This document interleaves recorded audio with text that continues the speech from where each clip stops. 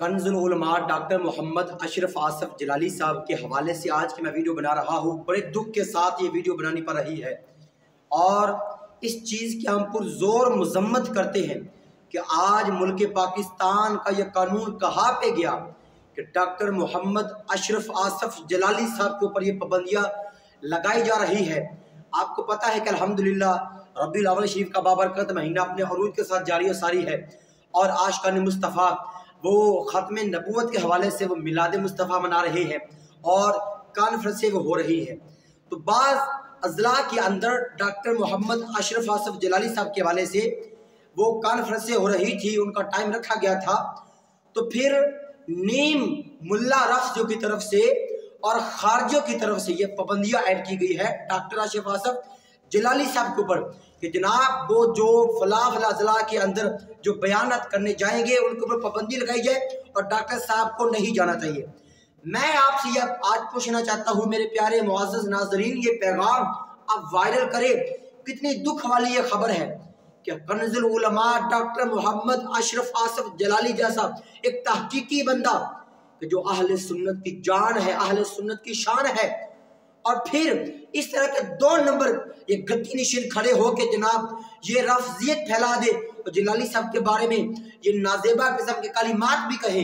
ये बात आपको मैं बड़े प्रूफ के साथ कर रहा हूँ कि जलाली साहब को इन गद्दी निशीनों के, मैं गद्दी निशीनों का नाम नहीं लेने वाला, शर पसंदों ने जलाली साहब को गंदी गालियाँ भी दी और अहले सुन्नत से खारिज माना कि जलाली साहब हक पे बोले थे फातिमा हज़रत फातिमा रज़ी अल्लाह तआला अन्हा के मसला पर, मसला खता पर।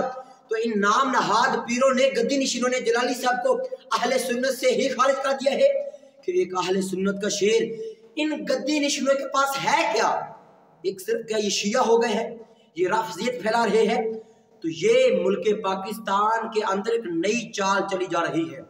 हम पुरजोर मजम्मत करते हैं कि जो लोग ये दरखास्त एप्लीकेशन दे रहे हैं डीसी अफसर के सामने कि जनाब जलाली साहब को ऊपर पाबंदी लगाई जाए फला फला ज़िले के अंदर, वो जनाब अपनी रैली या कॉन्फ्रेंस या जुलूस वगैरह नहीं निकाल सकते। तो इस बात को याद रखे अल्हम्दुलिल्लाह अला एहसान ही कि जलाली साहब जैसा एक तहकीकी बंदा, जिस बंदे ने अहले सुन्नत का काम किया हो, आजकल के जनाब 2 नंबर पीर ये बोंगिया मारने वाले, ये 2 नंबर के खाची निशान खड़े होकर जलाली साहब के बारे में नाजेबा किस्म की बातें करे, उनको 2 नंबर से कहने के बाद अहले सुन्नत से खारिज करा दिया जाए। ये कहाँ के 2 नंबर मौलवी होते हैं?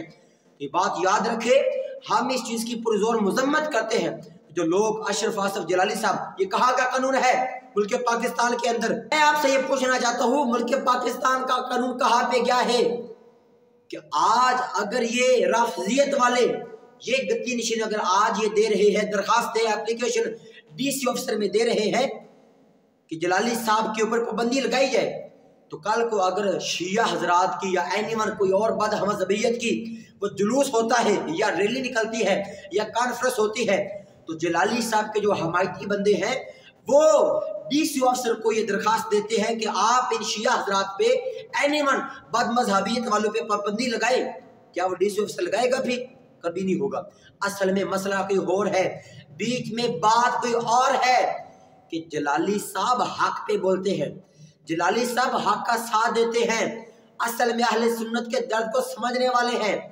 ये 2 नंबर पीर क्या जाने, ये आजकल के 2 नंबर गद्दी नशीन कि 4 मरीद क्या बन बैठे, अपनी औकात को भूल गए हैं यार। तो अल्हम्दुलिल्लाह कंजुल उलमा हमारा फख्र है। ये जनाब जाकिर नायक को बुलाया जा रहा है ना मुल्क पाकिस्तान में, ये खबीसों ने एक खबीस को बुलाया है, खबीसों ने खबीस को बुलाया है जाकिर नायक। वो क्या करेगा मुल्क पाकिस्तान में आके खबासत फैलाएगा? क्या पाकिस्तान में एक फिरका वाराना जो मामला चले हुए पहले कब है, अब तो जाकिर नायक के लिए मीनार पाकिस्तान की जगह खाली कर दी गई है। इतनी जाकर उनको मीनार पाकिस्तान तक उनको जनाब सिक्योरिटी दी जा रही है।